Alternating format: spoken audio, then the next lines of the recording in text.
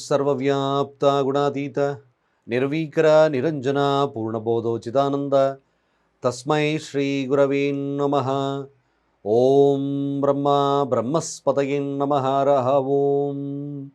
ಸಮಸ್ತ ತುಳಸಿ ವೀಕ್ಷಕರಿಗೆ ಶಿವಸ್ವಾಮಿ ಗುರುಜಿಯ ಅನಂತ ನಮಸ್ಕಾರಗಳು. ಸ್ನೇಹಿತರೆ, ಸೆಪ್ಟೆಂಬರ್ ತಿಂಗಳ ಕನ್ಯಾ ರಾಶಿಯವರ ಫಲಾನುಫಲಗಳು ಈ ಒಂದು ಮಾಸ ಹೇಗಿರುತ್ತೆ?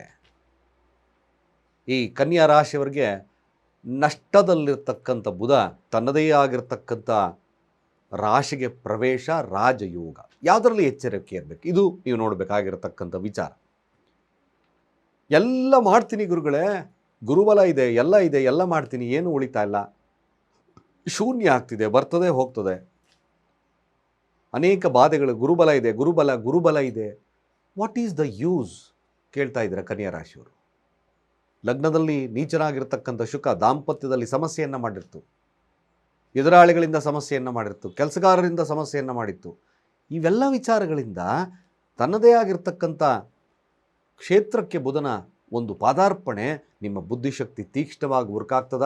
ಬಿಸ್ನೆಸ್ಸಲ್ಲಿ ನಷ್ಟ ಇರತಕ್ಕಂಥವ್ರು ಬುದ್ಧಿಶಕ್ತಿಯಿಂದ ಎಲ್ಲವನ್ನ ನಿಭಾಯಿಸ್ತಕ್ಕಂಥ ಶಕ್ತಿ ನಿಮಗೆ ಬರ್ತದೆ. ದಶಮ ಸ್ಥಾನದ ಕುಜನ ದೃಷ್ಟಿ 17ನೇ ತಾರೀಕುವರೆಗೂ ಬುಧನ ಮೇಲೆ ಬೀಳುತ್ತೆ. 7ನೇ ತಾರೀಕು ಬುಧ ಎಂಟ್ರಿ ಮಾಡುತ್ತೆ. ಅಷ್ಟಮಾಧಿಪತಿ ದಶಮ ಅಧಿಪತಿಯ ಒಂದು ನೋಟ ಇನ್ನಷ್ಟು ಪ್ರಬಲತೆಯನ್ನು ಕೊಡುತ್ತಾ 17ರ ನಂತರ ಕುಜ ನೀಚ ಸ್ಥಾನಕ್ಕೆ ಲಾಭಕ್ಕೆ ಬರೋದ್ರಿಂದ ನಿಮಗೆ ಅಷ್ಟೈಶ್ವರ್ಯ ಅಂದರೆ ಇದ್ದಕ್ಕಿದ್ದಾಗೆ ಧನಾಗಮ ಬರ್ತಕ್ಕಂಥದ್ದು ಹೇಗಿರುತ್ತೆ? ದಾಂಪತ್ಯದ ವಿಚಾರದಲ್ಲಿ ಹೇಗೆ ಮದುವೆ ಆಗ್ತದ?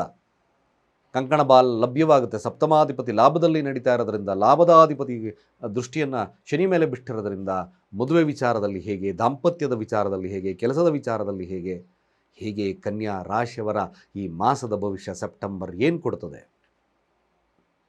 ನಿಜವಾಗ್ಲೂ ಹೇಳ್ತಾ ಇದ್ದೇನೆ, ಸೆಪ್ಟೆಂಬರ್ ಮಾಸದ ಭವಿಷ್ಯದಲ್ಲಿ ಈ ಒಂದು ಕನ್ಯಾ ರಾಶಿಯವರಿಗೆ ಪ್ರಬಲವಾಗಿರ್ತಕ್ಕಂಥ ಅಭಿವೃದ್ಧಿಯನ್ನು ಮಾಡಿಕೊಳ್ತಕ್ಕಂಥ ಸಮಯ.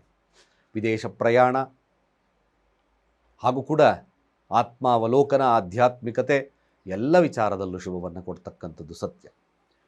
ಏನರಲ್ಲಿ ಎಚ್ಚರಿಕೆ ವಹಿಸ್ಕೊಳ್ಬೇಕಾಗಿರ್ತಕ್ಕಂಥದ್ದಿದೆ? ಯಾವುದರಲ್ಲಿ ಎಚ್ಚರಿಕೆ ಅಗತ್ಯ? ಸ್ವಸ್ಥಾನದಲ್ಲಿ ಸೂರ್ಯ ನೋಡಿ, ಅದಕ್ಕೆ ಗ್ರಹಗಳ ಸ್ಥಿತಿಗತಿಗಳನ್ನು ನೋಡಬೇಕು ಒಮ್ಮೆ. ಏನು ಈ ಕನ್ಯಾ ರಾಶಿಯವರ ತತ್ವ ಏನಾಗ್ತದೆ ನೋಡಿ.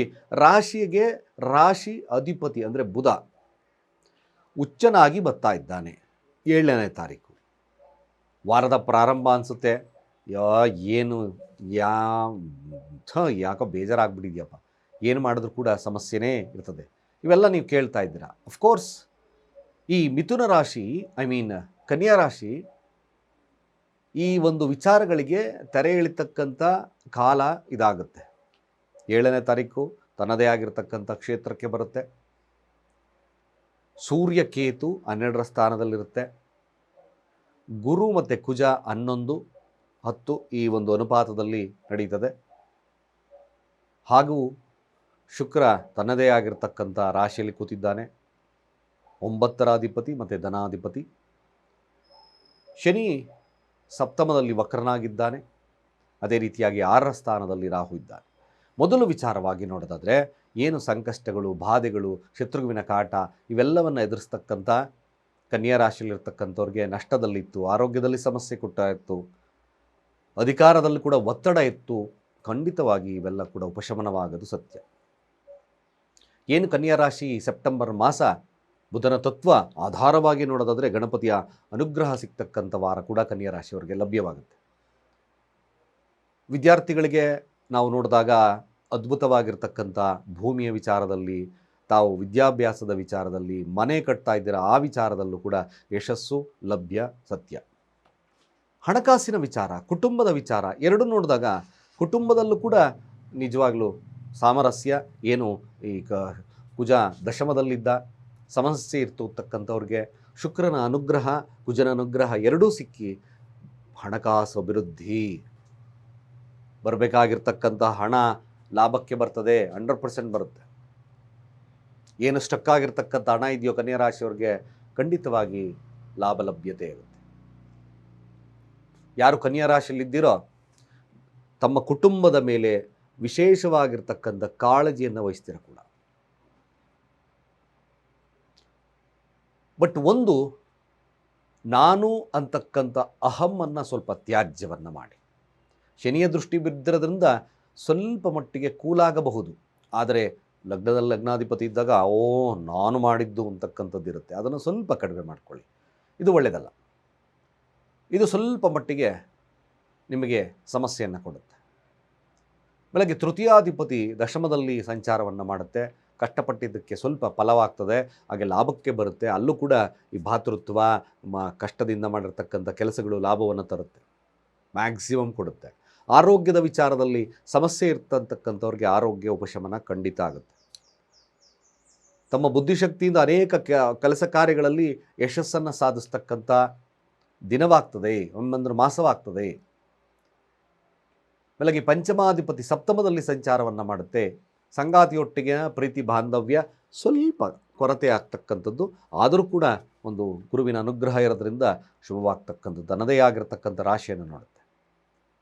ಹಾಗಾಗಿ ಸಪ್ತಮದಲ್ಲಿ ಶನಿ ರೆಟ್ರೋಗ್ರೇಡ್ ಇದ್ದರೂ ಕೂಡ ಗುರುವಿನ ಅನುಗ್ರಹ ಸಿಗೋದ್ರಿಂದ ಮದುವೆ ವಿಚಾರ, ಸಂಗಾತಿಯ ವಿಚಾರ, ಮನೋಕಾಮನೆಗಳ ವಿಚಾರ ಶುಭವಾಗ್ತದೆ, ತೊಂದರೆ ಇಲ್ಲ. 6ರ ಸ್ಥಾನದಲ್ಲಿ ರಾಹು ಇದ್ದಾನೆ. ಶತ್ರುವಿನ ಮೇಲೆ ವಿಜಯ ಸಾಧಿಸ್ತೀರ. 12ರಲ್ಲಿ ಕೇತು ಇದ್ದಾನೆ. ಗೆಲುವು ಮೋಕ್ಷವನ್ನು ಕೊಡಿಸ್ತಕ್ಕಂಥದ್ದು ಇರ್ತದೆ. ಸೂರ್ಯ ಇದ್ದಾನೆ, ಸ್ವಲ್ಪ ಅಡೆತಡೆ ಬರ್ತದೆ. ಸೂರ್ಯನೊಟ್ಟಿಗೆ ಕೇತು ಕೆಲವೊಂದು ಅಡೆತಡೆಗಳು ಬರೋದ್ರಿಂದ ನೀವು ಭಾಳ ಮುಖ್ಯವಾಗಿ ಏಕೈಕವಾಗಿ ಕನ್ಯಾ ರಾಶಿಯವರು ಮನಸ್ಸಿಟ್ಟು ಕೇಳಿ, ಗಣಪತಿಗೆ ನೀವು ಮಂಗಳವಾರ ಹಾಗೆ ಶನಿವಾರಗಳಂದು ಈ ಎಕ್ಕದ ಹಾರವನ್ನು ಹಾಕಿ, ಎಕ್ಕದ ಹೂವಿನ ಹಾರ, ಬಿಳಿ ಎಕ್ಕದ ಹೂವಿನ ಹಾರ ಪ್ರಾರ್ಥನೆ ಮಾಡ್ಕೊಳ್ಳಿ. ಓಂ ಗಂ ಗಣಪತಯೇ ವಿಘ್ನ ವಿನಾಶಿನೇ ಸ್ವಾಹ. ನಿಜವಾಗ್ಲೂ ಇದೊಂದು ಬಹಳ ಮುಖ್ಯವಾಗಿರ್ತಕ್ಕಂಥ ವಿಚಾರ. ಎಲ್ಲ ಅಡೆತಡೆಗಳು ನಿವಾರಣೆ ಆಗುತ್ತೆ, ಒಳ್ಳೆಯದು ಕೂಡ ಆಗುತ್ತೆ. ಇನ್ನು ರಾಜಕೀಯವಾಗಿರ್ತಕ್ಕಂಥ ವಿಚಾರಗಳು ಖಂಡಿತವಾಗಿ ಭಾಳ ವಿಶೇಷವಾಗಿರ್ತಕ್ಕಂಥ ಫಲಗಳನ್ನು ಕೊಡುತ್ತೆ. ಅನೇಕ ರೀತಿಯಲ್ಲಿ ಅಭಿವೃದ್ಧಿಯನ್ನು ಕೊಡುತ್ತೆ. ವಿದೇಶ ಪ್ರಯಾಣಕ್ಕೆ ಏನಾದರೂ ನೀವು ಸಜ್ಜಾಗಿದ್ದೀರಿ ಅಂದರೆ ಕನ್ಯಾ ರಾಶಿಯವರು, of course is a very good time. ಆ ಗಣಪತಿಗೆ ಗರಿಕೆ ಹಾರ ಹಾಕೋದ್ರಿಂದ ಅಡೆತಡೆಗಳು ದೂರವಾಗಿ ಶುಭದ ಒಂದು ಮಾಸವಾಗಿ ಪರಿಣಾಮವನ್ನು ಬೀರುತ್ತೆ. ದಾಂಪತ್ಯದ ಸುಖ, ಹಾಗೆ ಹಣಕಾಸು, ಹಾಗೆ ಕುಟುಂಬ ಸೌಖ್ಯ ಸಿಗ್ತಕ್ಕಂಥ ಮಾಸವಾಗೋದ್ರಲ್ಲಿ ಖಂಡಿತವಾಗಿ ಅನುಮಾನನೇ ಇಲ್ಲ.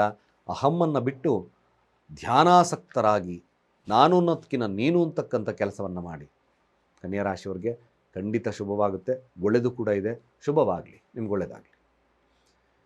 ಹಾಗೆ ನೋಡಿ, ಕನ್ಯಾ ರಾಶಿಯವ್ರಿಗೆ ಮುಂಗೋಪ ಅಂದರೆ ಬೇಗ ಬೇಗ ಕೆಲಸದಲ್ಲಿ ಸ್ಟ್ರಿಕ್ಟ್ನೆಸ್ ಜಾಸ್ತಿ, ಹೀಗೆ ಆಗಬೇಕು, ಇದೇ ಥರ ಇರಬೇಕು ಅನ್ನೋದು ಜಾಸ್ತಿ ಕನ್ಯಾ ರಾಶಿಯವ್ರಿಗೆ. ಹಾಗೂ ಕೂಡ ಅಹಮ್ಮಿರ್ತಕ್ಕಂಥ ಗುಣಗಳು ಜಾಸ್ತಿ ಇರುತ್ತೆ. ನನ್ನಿಂದ ಆಯಿತು ಅಂತಕ್ಕಂಥದ್ದು ಜಾಸ್ತಿ ಇರುತ್ತೆ. ಇವೆಲ್ಲದರ ವಿರುದ್ಧವಾಗಿ ಏನಾದರೂ ಸಮಸ್ಯೆಗಳು ಬಂದರೆ ನಿಮ್ಮ ಮನಸ್ಥಿತಿ ಕುಗ್ಗೋಗ್ಬಿಡುತ್ತೆ, ಇದು ಸತ್ಯ. ಹಾಗಾಗಿ ವಿಶೇಷವಾಗಿರ್ತಕ್ಕಂಥದ್ದು ಕನ್ಯಾ ರಾಶಿಯವ್ರಿಗೆ ದೃಢವಾಗಿರ್ತಕ್ಕಂಥ ಒಂದು ಕೆಲಸಗಳಲ್ಲಿ ಈ ಕೆರಲೈನ್ ಸ್ಟೋನ್ಸ್ ಅಂತ ಕರಿತೀವಿ, ಕ್ರಿಸ್ಟಲ್ಸ್ ಇದು. ಹಾಗೂ ಕೂಡ ಈ ಮಿಲ್ಕಿ ಸ್ಟೋನ್ ಏನು ಮಾಡುತ್ತೆ ಅಂದರೆ ನಿಮ್ಮ ಮಾನಸಿಕವಾಗಿರ್ತಕ್ಕಂಥ ಗೊಂದಲಗಳನ್ನು ದೂರ ಮಾಡುತ್ತೆ. ಈ ಕೆರಲೈನ್ ಏನು ಮಾಡುತ್ತೆ, ನಿಮಗೆ ಸದೃಢತೆಯನ್ನು ತರುತ್ತೆ, ಸ್ಥಿರತೆಯನ್ನು ತರತಕ್ಕಂಥದ್ದು ಇರ್ತದೆ. ಹಾಗಾಗಿ ಕನ್ಯಾ ರಾಶಿಯವರಿಗೆ 2ರ ಮಿಶ್ರಣ ಕ್ರಿಸ್ಟಲ್ಸ್ ಅದ್ಭುತವಾಗಿರ್ತಕ್ಕಂಥ ರಿಸಲ್ಟ್ ಕೊಡುತ್ತೆ. ಕೆಳಗಿನ ನಂಬರ್ಗೆ ಡಯಲ್ ಮಾಡಿ ರೆಸ್ಟ್ ಮಾಡ್ಕೊಳ್ಳಿ ಅಂತ ಹೇಳ್ತಾ, ಸರ್ವೇ ಜನ ಸುಖಿನೋ ಭವಂತು. ಶುಭವಾಗಲಿ.